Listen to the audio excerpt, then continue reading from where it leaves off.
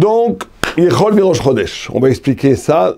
Comment est-ce que, puisqu'on a le texte, il dit Yechol Mirosh Chodesh, est-ce que c'est possible qu'on doit raconter la sortie d'Égypte à partir de Rosh Chodesh, de la Noémie, du premier du mois de Nissan? Non. Talmud Lomar Bayom Ahu, ce jour, le jour de la sortie d'Égypte, ça veut dire le 15 Nissan. Hi Bayom Ahu, si c'est dans ce jour-là, Yechol Mibood Yom, est-ce que c'est peut-être encore en pleine journée, pas dans la nuit? Non, Talmud Lomar Behavurze. C'est à cause de cela. C'est-à-dire quoi, c'est à cause de cela? Behavurze lo amarti ela besha'a she'esh matzav emaror menuchim lefanecha.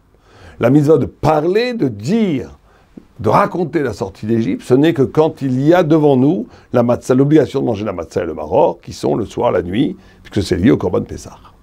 Donc on a deux avamina. Une avamina à la Torah, c'est un principe très important. C'est un présupposé qui est rejeté, mais qui garde une valeur, en tous les cas, d'idée. Certains psakim du Rambam sont des avaminot. Donc ça veut dire qu'il y a vraiment une force dans ce que la Torah vient dire. C'est pas ça, mais on aurait pu croire que c'était ça. Il faut l'expliquer. Et donc ici, on a deux avaminot, deux présupposés qui ont été rejetés. Un qu'on aurait pu commencer, qu'on aurait pu même faire la mitzvah à partir du Rosh Chodesh, du premier du mois et pas le 15 du mois. Deux qu'on aurait pu le faire en plein jour et pas dans la nuit. Pour expliquer cette discussion dans la Haggadah, entre cette présupposé et la conclusion, le Maharal de Prague nous dit trois idées magnifiques.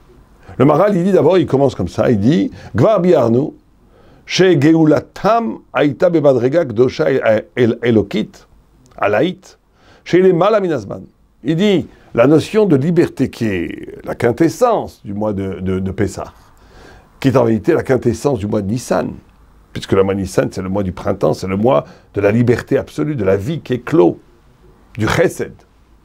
C'est au-delà du temps.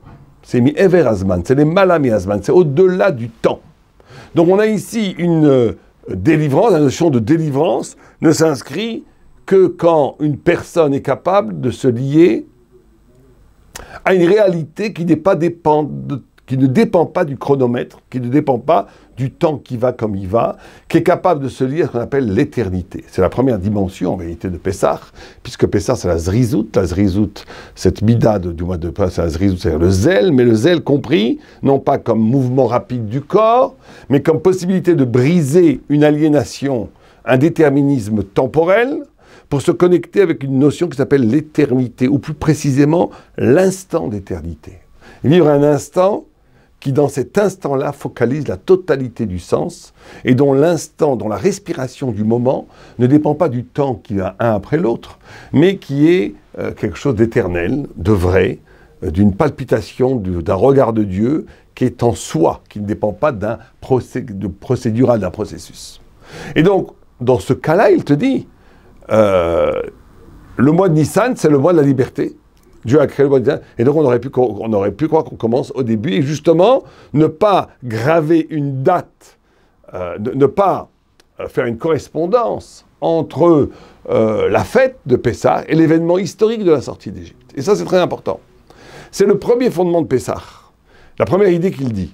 C'est d'ailleurs la discussion qu'il y aura plus tard entre le rachat, le mécréant, et la Haggadah. Le mécréant pensant Ma'avodazot lachem, qu'est-ce que c'est que ce travail? Ça sert à rien.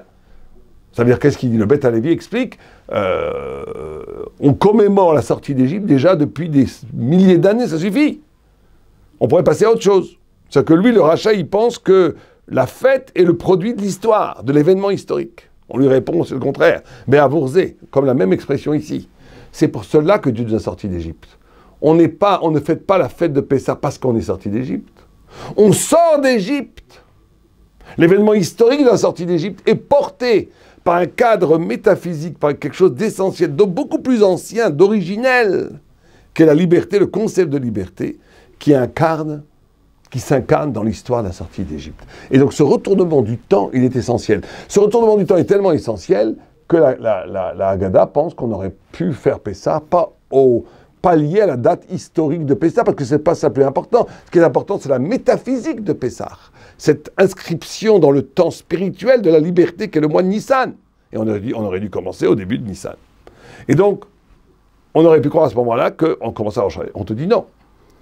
Il faut quand même que l'événement historique, la réalité spirituelle s'inscrit, s'allie, s'harmonise avec le concept spirituel. Et ça, c'est une idée extraordinaire. La liberté, ce n'est pas simplement atteindre un niveau de liberté, c'est de pouvoir la vivre dans la physique du temps.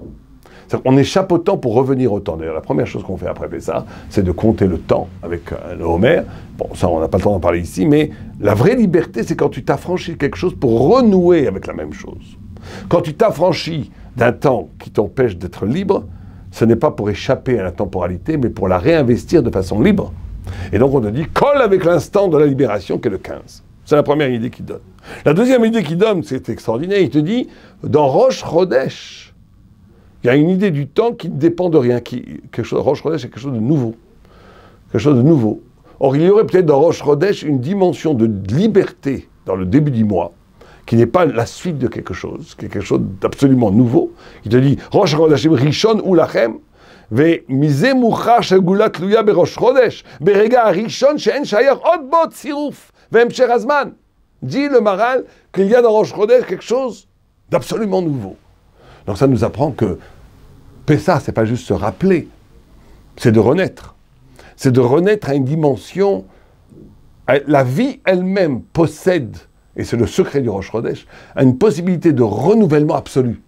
Et donc on te dit, cette possibilité de renouvellement absolu qu'est l'essence de Pessah était peut-être mieux logée dans Rosh Chodesh que dans la date historique de la sortie d'Égypte. Et on te dit non. On te dit, il y a dans l'événement historique de la sortie d'Égypte, c'est pas simplement un événement historique, c'est la naissance du peuple d'Israël.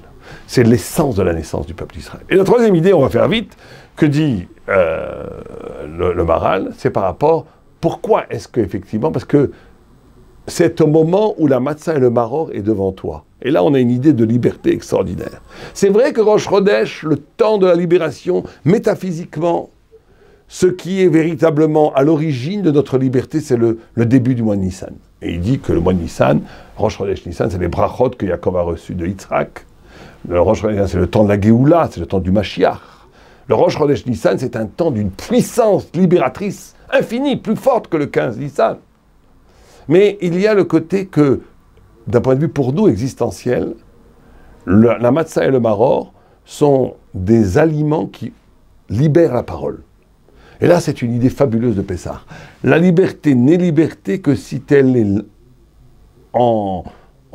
elle met en jeu, elle se confronte au désir, au plaisir, au goût, à la nourriture.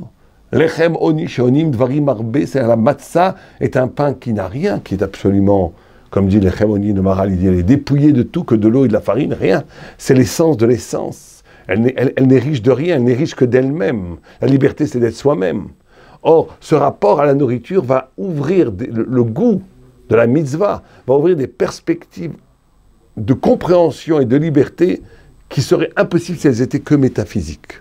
C'est la rencontre de la réalité de la mitzvah, de la réalité concrète de la matzah et de la maror, qui va donner à la liberté une possibilité infinie de se renouveler. Et c'est pour ça qu'on dit non, non, ne le fais pas, même si métaphysiquement le Rosh Chodesh Nissan a une force libératrice infinie, cependant fait quand même que cette force, même si elle est moins forte à Pessah, peut-être moins forte à Pessah, mais en tous les cas, comme elle est liée à l'expérience gustative, sensorielle, physique, de la nourriture, de la matzah et du maror, qui elle-même intègre dans le goût lui-même les notions de liberté, de avdout, de douleur. C'est incroyable. En mangeant le maror, tu dois essayer de réveiller une mémoire sensorielle, une mémoire presque ataviste, une mémoire de tout ton peuple, de la avdout, de l'esclavage en Égypte. Et en mangeant la matzah, tu dois réveiller dans ton corps lui-même l'idée que la liberté, c'est de s'affranchir de tous les à côté, d'être vraiment soi-même